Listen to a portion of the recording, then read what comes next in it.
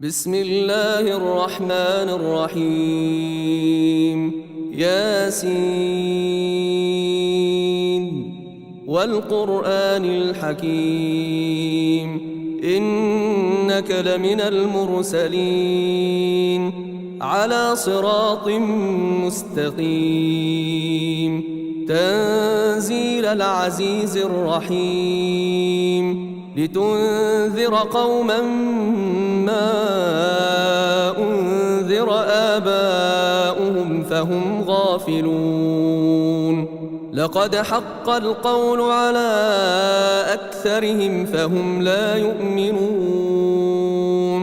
إنا جعلنا في أعناقهم أغلالا فهي إلى الأذقان فهم مقمحون وجعلنا من بين أيديهم سدا ومن خلفهم سدا فأغشيناهم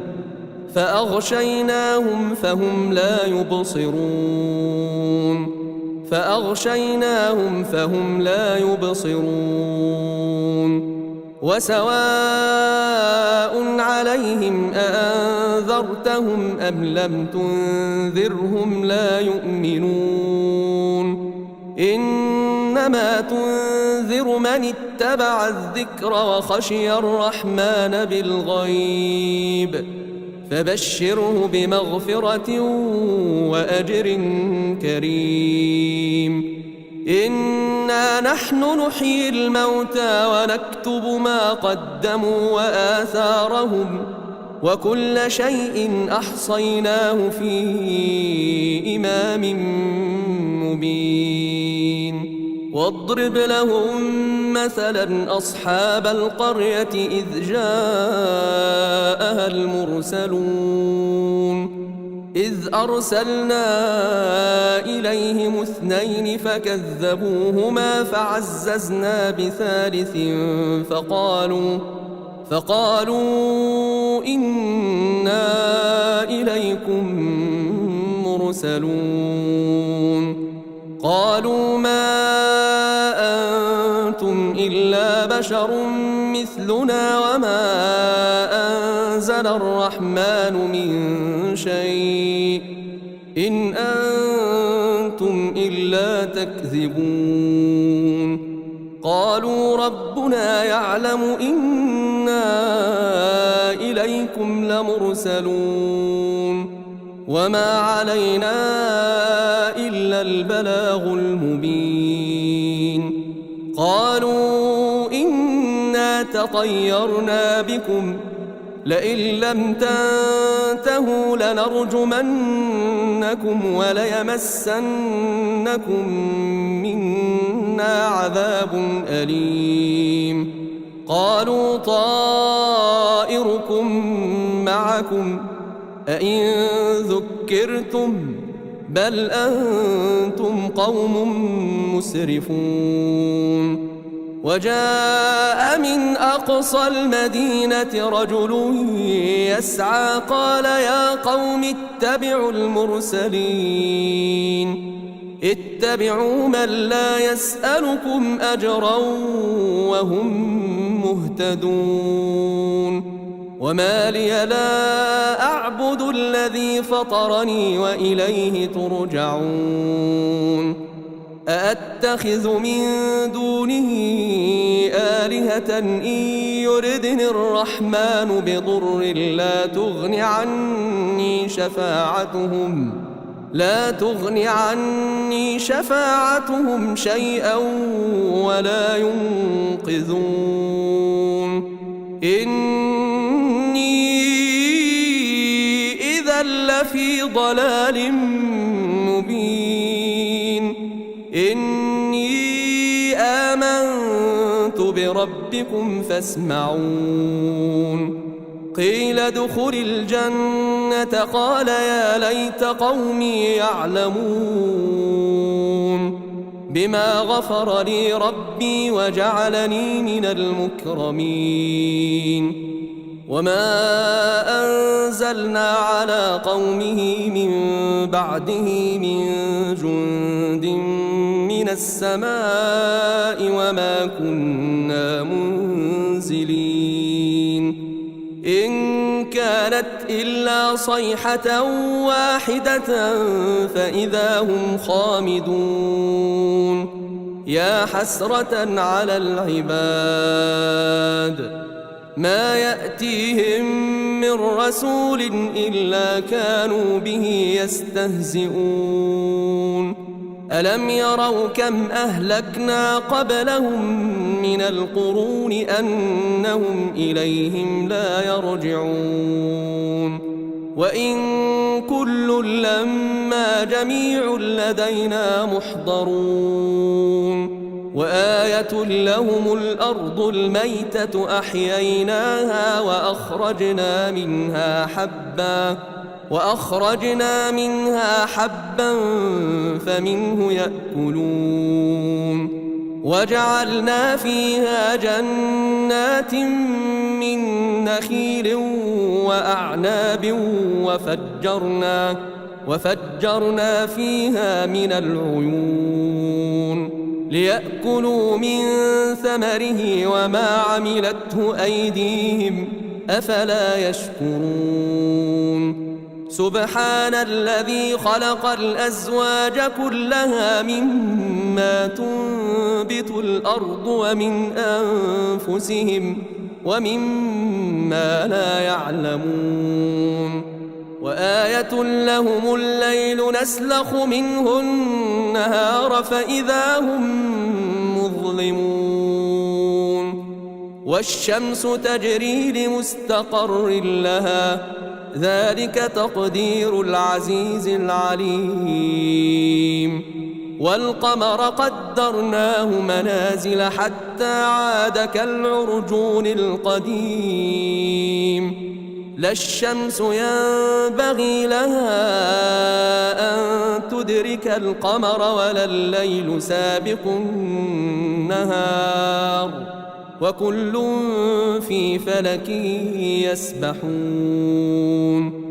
وآية لهم أنا حملنا ذريتهم في الفلك المشحون وخلقنا لهم من مثله ما يركبون وإن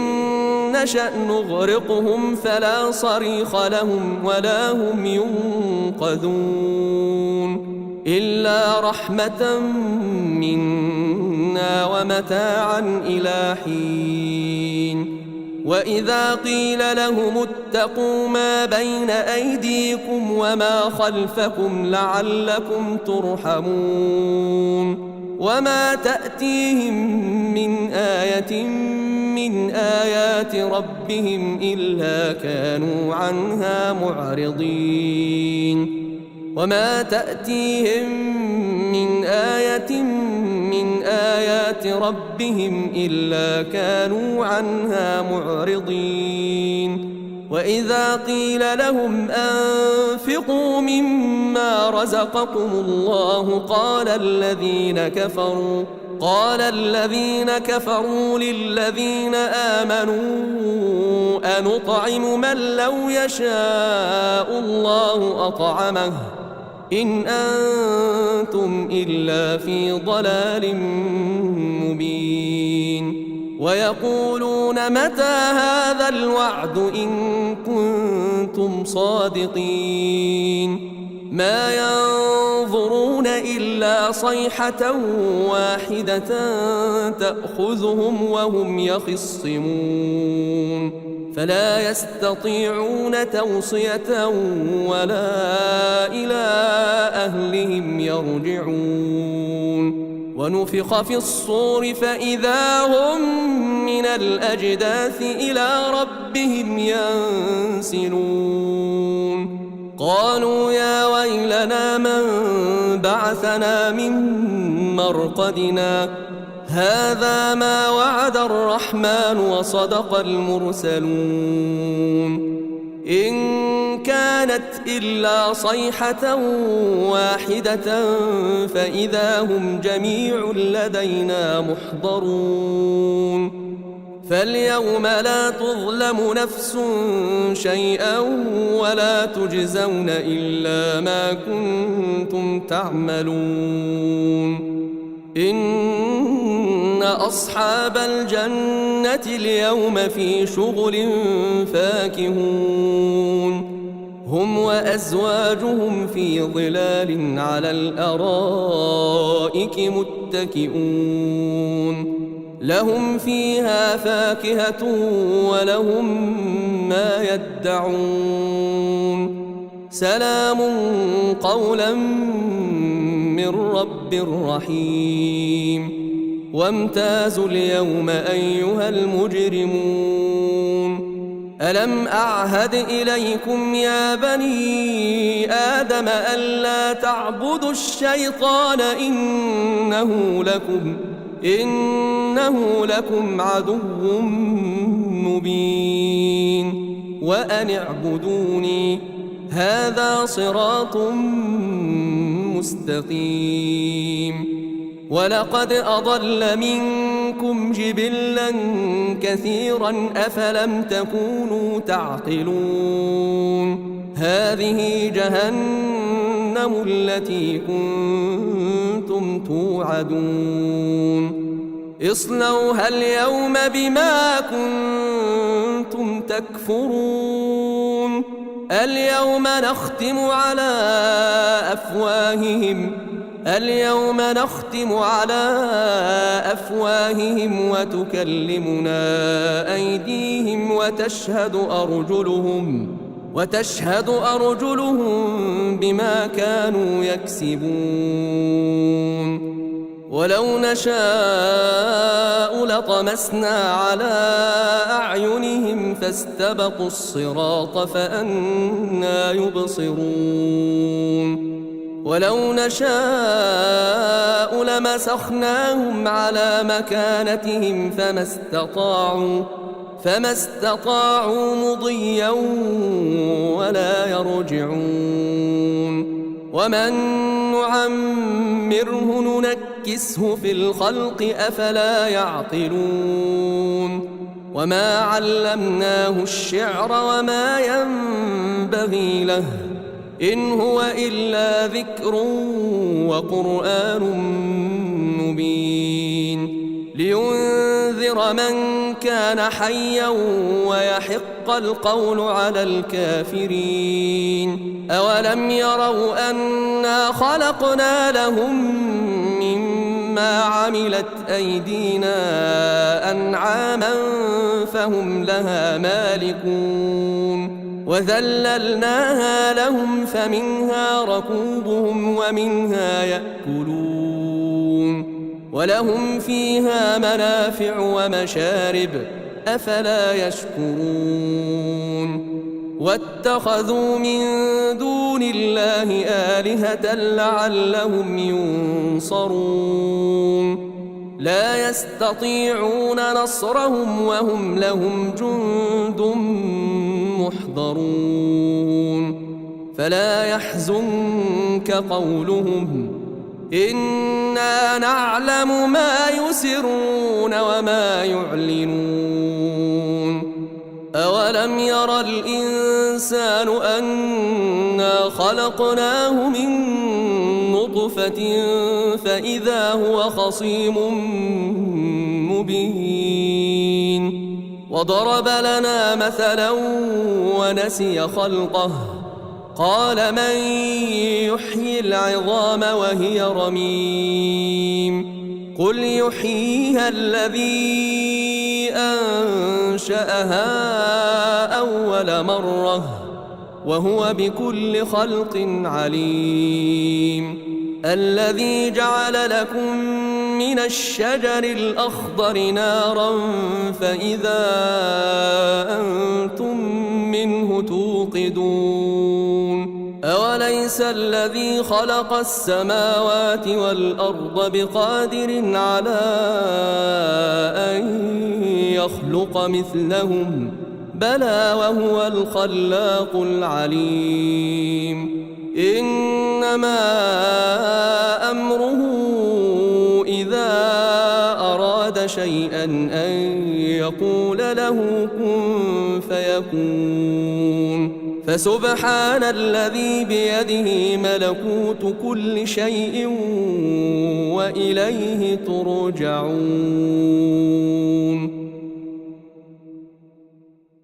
بسم الله الرحمن الرحيم. الرحمن علم القرآن خلق الإنسان علمه البيان الشمس والقمر بحسبان والنجم والشجر يسجدان والسماء رفعها ووضع الميزان ألا تطغوا في الميزان وأقيموا الوزن بالقسط ولا تخسروا الميزان والأرض وضعها للأنام فيها فاكهة والنخل ذات الأكمام والحب ذو العصف والريحان فبأي آلاء ربكما تكذبان خلق الإنسان من صلصال كالفخار وخلق الجان من مارج من نار فبأي آلاء ربكما تكذبان رب المشرقين ورب المغربين فبأي آلاء ربكما تكذبان مرج البحرين يلتقيان بينهما برزخ لا يبغيان فبأي آلاء ربكما تكذبان يخرج منهما اللؤلؤ والمرجان فبأي آلاء ربكما تكذبان وله الجوار المنشآت في البحر كالأعلام فبأي آلاء ربكما تكذبان كل من عليها فان ويبقى وجه ربك ذو الجلال والإكرام فبأي آلاء ربكما تكذبان يسأله من في السماوات والأرض كل يوم هو في شأن فبأي آلاء ربكما تكذبان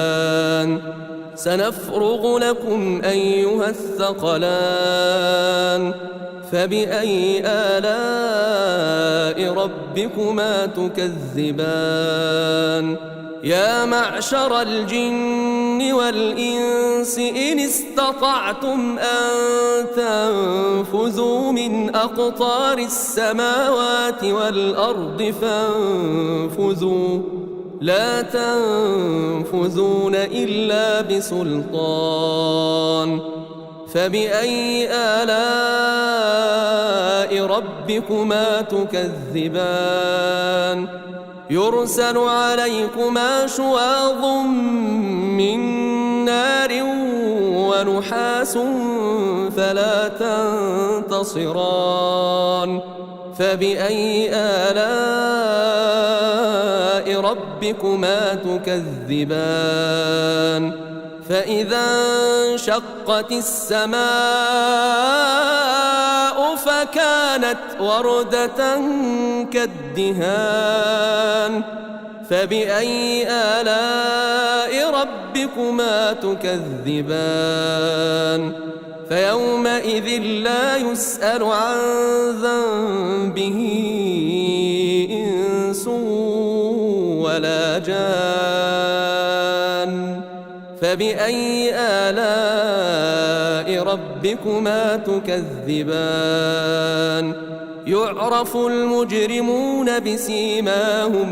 يعرف المجرمون بسيماهم فيؤخذ بالنواصي والأقدام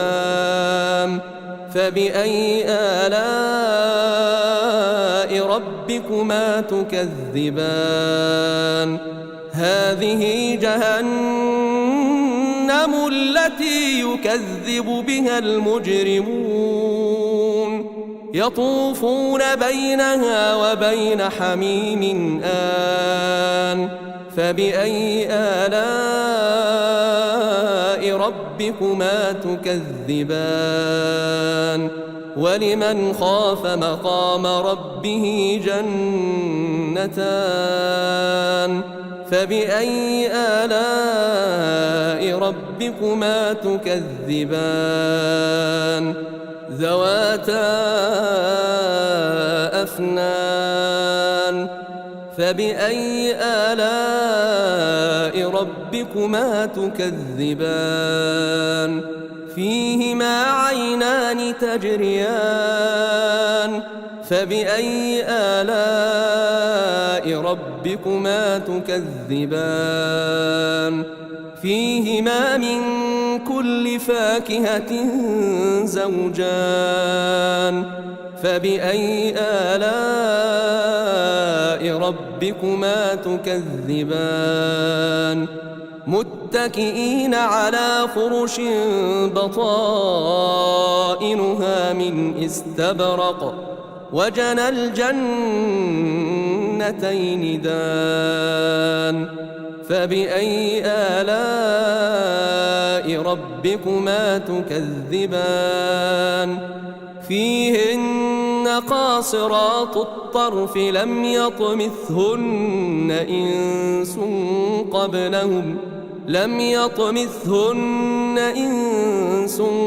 قبلهم ولا جان فبأي آلاء ربكما تكذبان كأنهن الياقوت والمرجان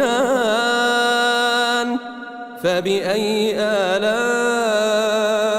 ربكما تكذبان هل جزاء الإحسان إلا الإحسان هل جزاء الإحسان إلا الإحسان فبأي آلاء ربكما تكذبان ومن دونهما جنتان فبأي آلاء ربكما تكذبان مدهامتان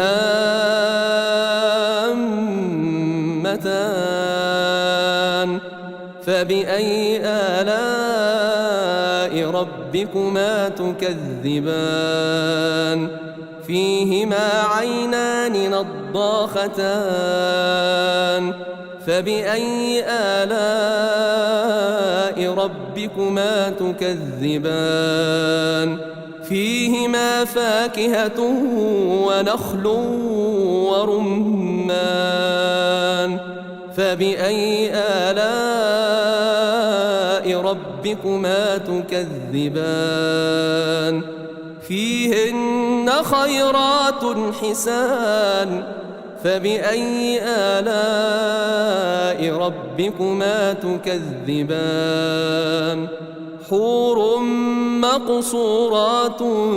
في الخيام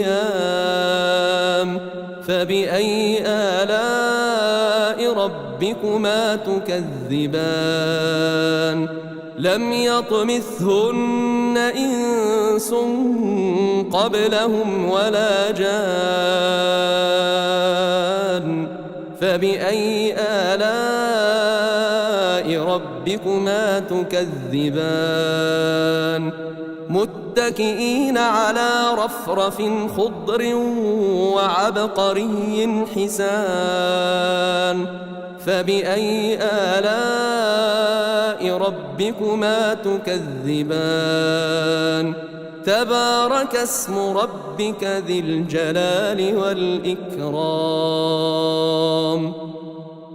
بسم الله الرحمن الرحيم إذا وقعت الواقعة ليس لوقعتها كاذبة خافضة رافعة إذا رجت الأرض رجا وبست الجبال بسا فكانت هباء منبثا وكنتم أزواجا ثلاثة فأصحاب الميمنة ما أصحاب الميمنة وأصحاب المشأمة ما أصحاب المشأمة والسابقون السابقون أولئك المقربون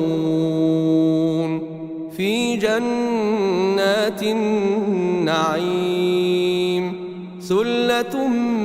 من الأولين وقليل من الآخرين على سرر موضونة متكئين عليها متقابلين يطوف عليهم ولدان مخلدون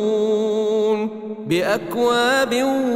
وأباريق وكأس من معين لا يصدعون عنها ولا ينزفون وفاكهة مما يتخيرون ولحم طير مما يشتهون وحور عين كأمثال اللؤلؤ المكنون جزاء بما كانوا يعملون لا يسمعون فيها لغوا ولا تأثيما إلا قيلا سلاما سلاما وأصحاب اليمين ما أصحاب اليمين في سدر مخضود وطلح منضود وظل ممدود وماء مسكوب وفاكهة كثيرة لا مقطوعة ولا ممنوعة وفرش مرفوعة إنا أنشأناهن إن شاء فجعلناهن أبكارا عربا أترابا لأصحاب اليمين ثلة من الأولين وثلة من الآخرين وأصحاب الشمال ما أصحاب الشمال في سموم وحميم وظل من يحموم لا بارد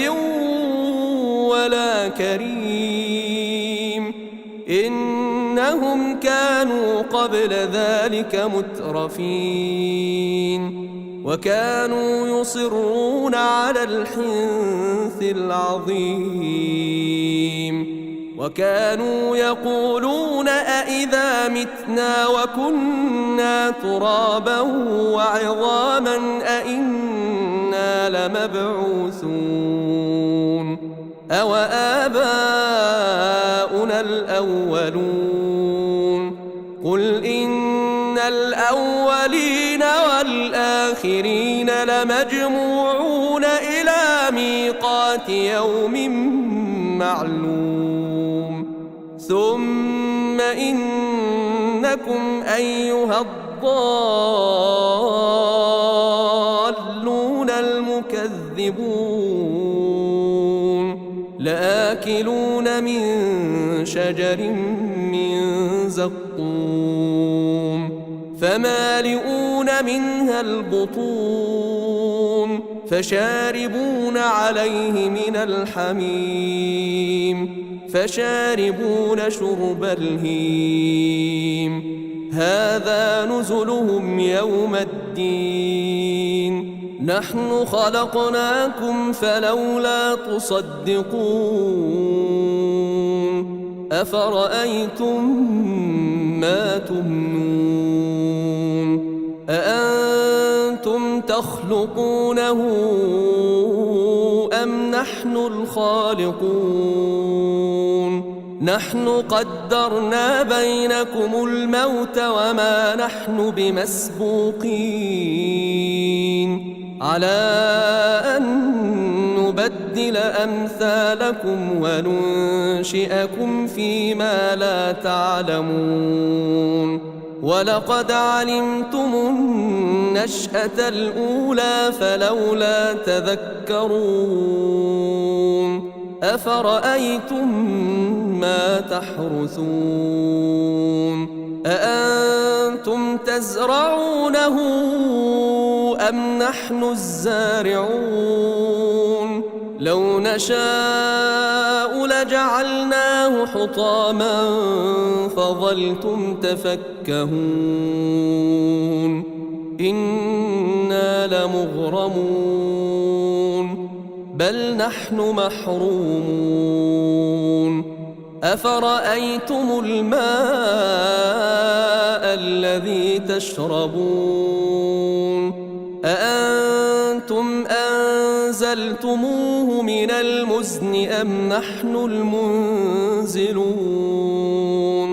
لو نشاء جعلناه أجاجا فلولا تشكرون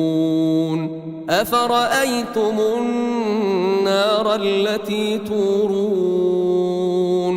أأنتم أنشأتم شجرتها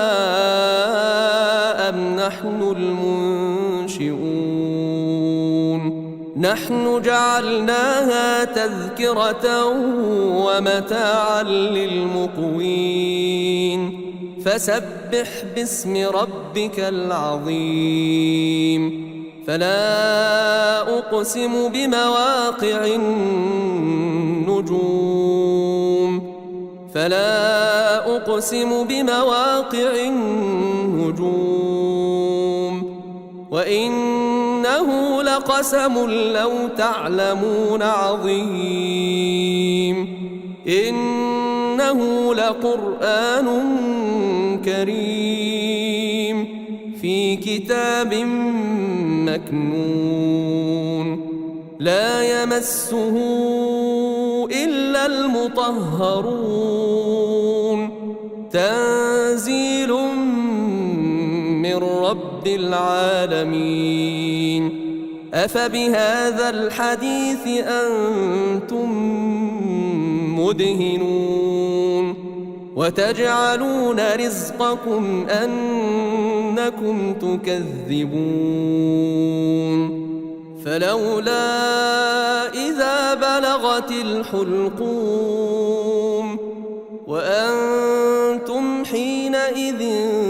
تنظرون ونحن أقرب إليه منكم ولكن لا تبصرون فلولا إن كنتم غير مدينين ترجعونها إن كنتم صادقين فأما إن كان من المقربين فروح وريحان وجنة نعيم وأما إن كان من أصحاب اليمين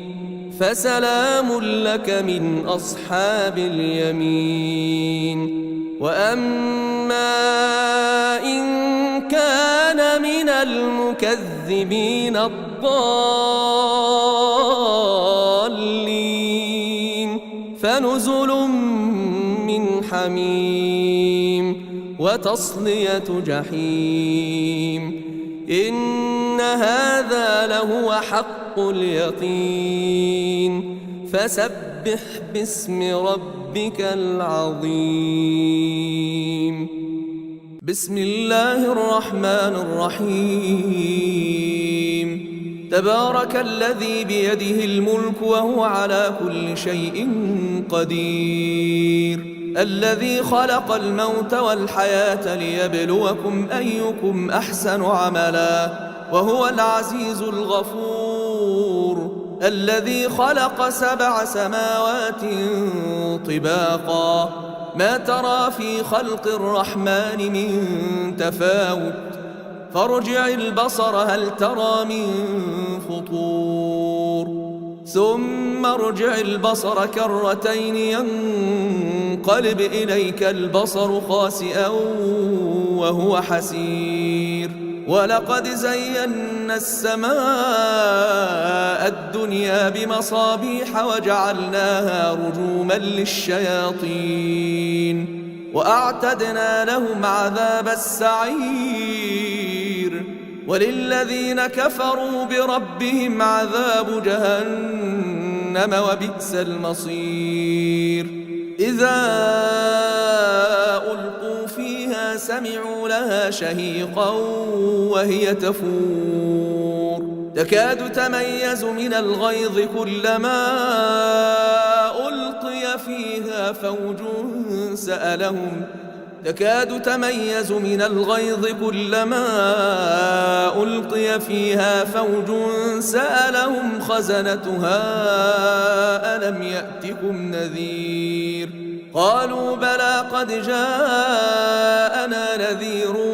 فكذبنا وقلنا ما نزل الله من شيء إن أنتم إلا في ضلال كبير. وقالوا لو كنا نسمع أو نعقل ما كنا في أصحاب السعير فاعترفوا بذنبهم فسحقا لأصحاب السعير. إن الذين يخشون ربهم بالغيب لهم مغفرة وأجر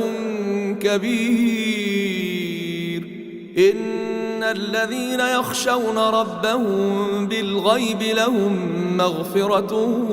وأجر كبير. وأسروا قولكم أو اجهروا به إنه عليم بذات الصدور. ألا يعلم من خلق وهو اللطيف الخبير.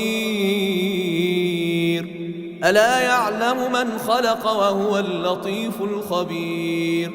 هو الذي جعل لكم الأرض ذلولا فامشوا في مناكبها وكلوا من رزقه وإليه النشور.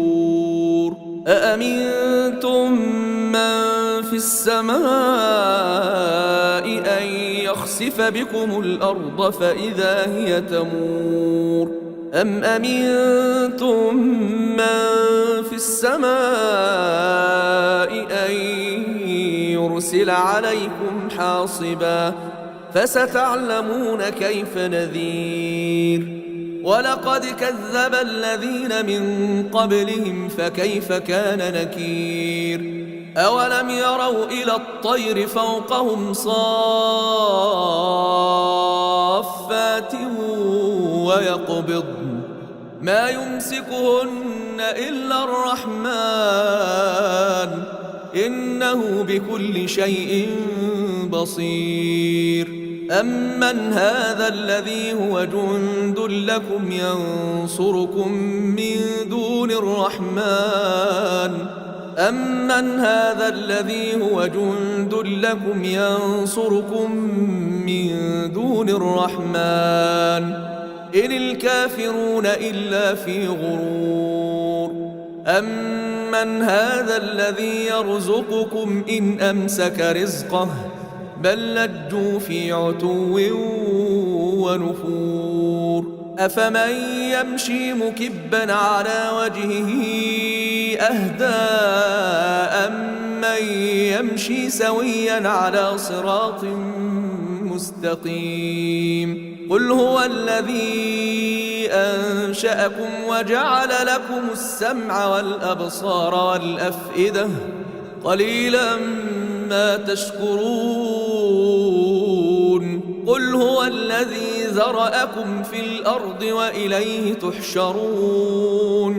ويقولون متى هذا الوعد إن كنتم صادقين قل إنما العلم عند الله وإنما أنا نذير مبين فلما رأوه زلفة سيئت وجوه الذين كفروا وقيل هذا الذي كنتم به تدعون قل أرأيتم إن أهلكني الله ومن معي أو رحمنا فمن